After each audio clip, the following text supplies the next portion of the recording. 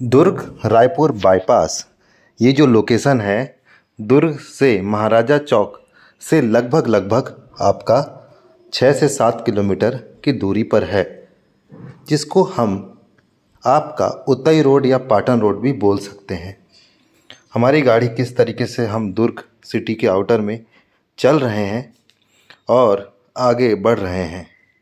ये एक स्क्वायर आता है, अगर आप दुर्ग के रहने वाले हैं तो आपको समझ में आ गया होगा कि ये कौन सा स्क्वायर है।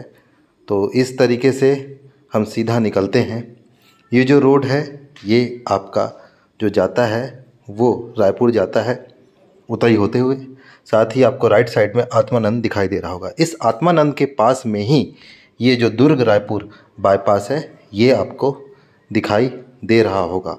चलिए थोड़ा इंतज़ार करते हैं और वीडियो में बने रहिए और आपको दिखाई देगा कि किस तरीके से दुर्ग रायपुर बाईपास आपका क्रॉस हो रहा है। यहाँ से ऊपर से क्रॉस होगा, एम्बैंकमेंट वाला स्ट्रक्चर होगा, ओवरपास होगा।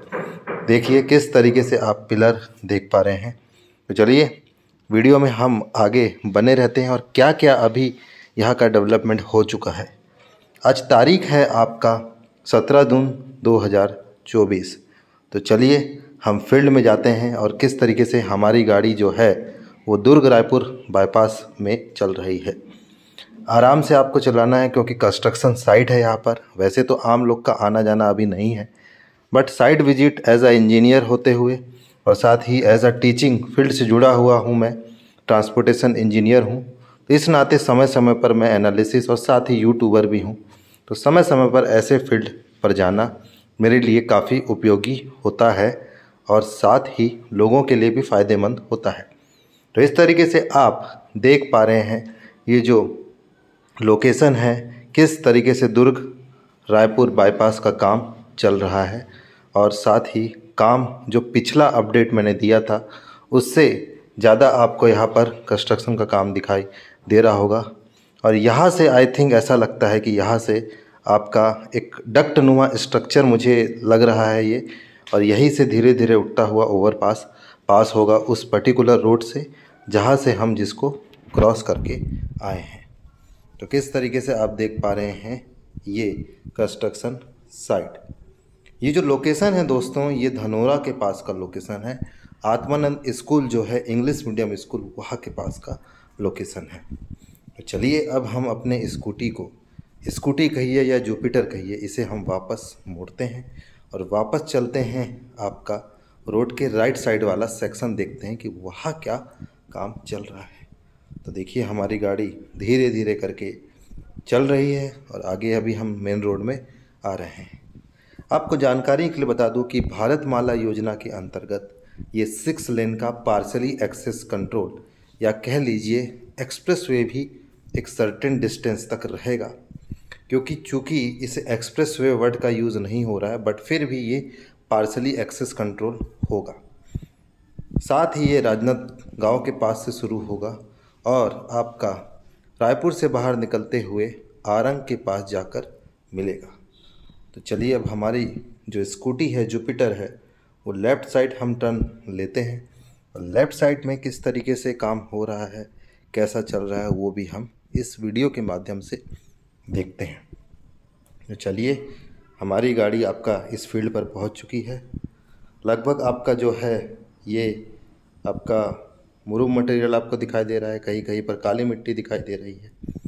अभी जो एम्बैंकमेंट स्ट्रक्चर है वो बनना स्टार्ट नहीं हुआ है, तो जिससे अंदाज़ लगा पाना मुश्किल है कि कौन से मटेरियल का इस्तेमाल होगा। आम तौर पे मुरुम मटेरियल का इस्तेमाल किया जाता है यहाँ पर।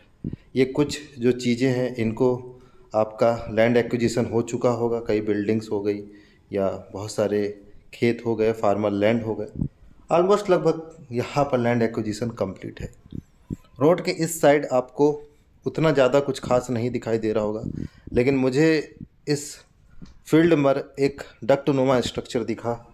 क्लियर नहीं हो पा रहा है कि ये डक्ट किस लिए यूज़फुल है, आम लोगों के लिए रास्ता है कि गाड़ियों के लिए जाने का रास्ता है कि यहाँ से एम्बैंकमेंट उठना स्टार्ट होगा, क्योंकि मुझे कोई भी वाटर बॉडी भी नज़र नहीं आई, यानी कि कोई कैनाल हो गया या नदी हो गई या कोई भी नाला हो गया। तो ये बता पाना मुश्किल है कि ये किस लिए बन रहा है, बट एक बात तो सही है कि हो सकता है कि ये नॉर्मल क्रॉसिंग के लिए भी बने आम लोगों के लिए, बट यहाँ अगल बगल रोड भी दिखाई नहीं दे रहे हैं। या ये हो सकता है कि मैं डैम श्योर हूँ कि ये हो सकता है कि आपका ये सर्विस रोड की तरह यूज़ हो, क्योंकि आपको उस छोटे वाले रोड को अगर एक्सेस करना है तो वहाँ से आपको अंदर एंटर करना पड़ेगा उस डक्ट की सहयोग से। फिर बाय द वे इम्पॉर्टेंट ये है कि अभी यहाँ का जो अपडेट है वो कैसा है, काम कितना देर और समय लगेगा।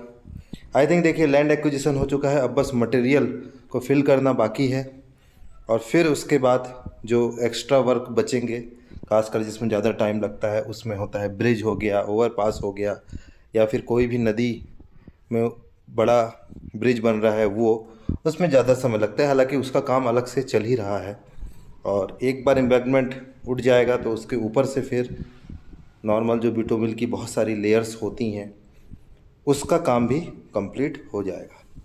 तो आपको दोस्तों अंदाज़ तो लग गया होगा कि धनोरा के पास के साइड का किस तरीके से अपडेट आपको मैंने दिया। आशा करता हूँ ये वीडियो जो है आपको काफ़ी अच्छा लगा होगा। इस तरीके के अपडेट आपको समय समय पर मिलते रहेंगे। कुछ और साइट मैं आपको इस वीडियो के माध्यम से ज़रूर दिखाऊंगा बाद में। तो चैनल पे अगर पहली बार पहुंच रहे हैं, छत्तीसगढ़ के हैं आप या अदर स्टेट के भी हैं, चैनल को सब्सक्राइब अवश्य करें।